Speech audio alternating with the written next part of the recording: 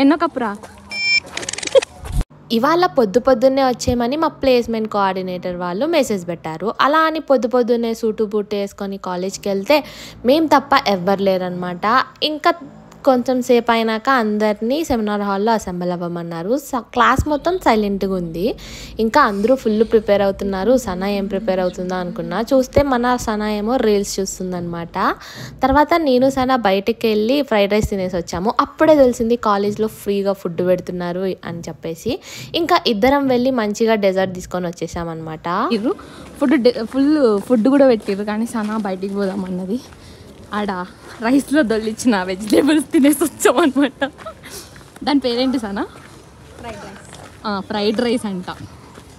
Recipe కావాలంటే కింద Sana recipe అని పెట్టండి. సనా ఇటు తిరుగు. ఎన్నో కప్పురా?